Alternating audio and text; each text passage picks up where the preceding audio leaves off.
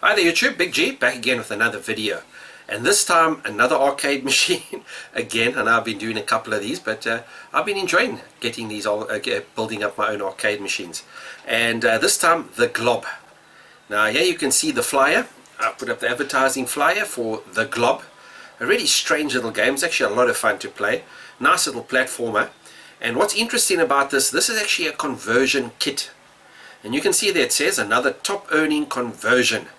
The Glob will get you. So back in the day, the arcade operators would try to maximize their profits. So there were a couple of different systems you could do. Obviously you could buy new motherboards, which would cost you a lot of money, or you could go for cassettes like you would have in some of the Sega machines or Neo Geo, and have the cassette swappable cassettes.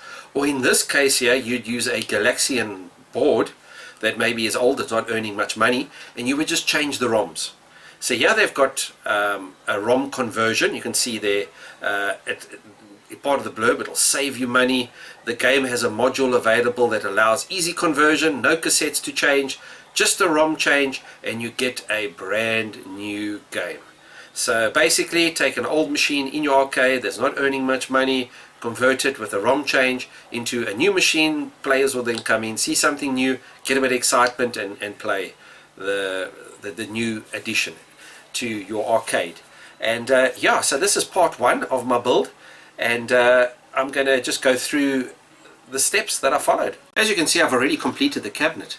Now this cabinet is very similar to my previous one that I used. I actually just used the same diagram. It goes a hell of a lot faster, and I've just used second-hand parts that I've got lying around as far as possible. If you look in the back of the cabinet here, you'll see our old PC power supply. I mean, a PC power supply works just as well as one of those switching power supplies. All you need is 5 volts and 12 volts and ground, and you can get that. I've also gone and taken an old Samsung 17-inch monitor and pulled it apart, a very old monitor, and used that as well. So also thereby cutting costs and using up a lot of the old bits and pieces that I've got lying around. You can see the speakers in the top there, again just pulled out of our old hi-fi box. Now one of the things to remember is that these old arcade machines like to use 8 ohms. So there I've got two 4 ohm speakers used in series. There you can see my EGA CGA converter board. So I take the signal from the Glob motherboard and convert it so that I can run it through a VGA cable and run it on this old monitor here.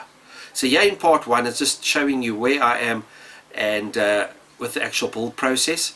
I'm going to obviously extend the back of the cabinet because these cabinets were designed primarily for flat screens, and I don't have a spare flat screen, and I'm not going to go buy another spare flat screen in order to build this machine. So I'm using what I've got lying around. It's also only a 1 player. I haven't bothered putting in a second player joystick and buttons. So just 2 buttons, a 1 player button and a coin up button should be more than sufficient.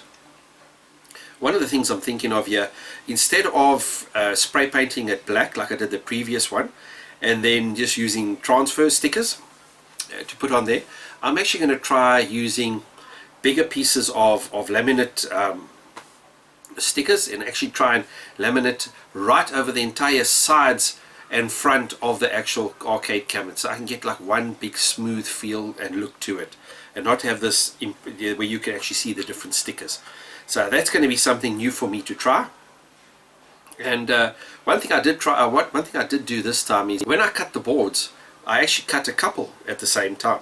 So it goes a lot quicker that sort of mass producing these cabinets, because they're actually very, very simple to cut. So I just went and I cut a couple at the same time. So I'm going to keep on using this particular design because it works well for me, for my needs. So in part 2 I'm going to be adding the color scheme as well as the artwork. So guys, I hope you enjoyed it so far, part 1 of the Glob, and I'll soon bring you part 2 of the Glob, and then a little playthrough of this very, very interesting little game. So guys, cheers from me, and keep it retro.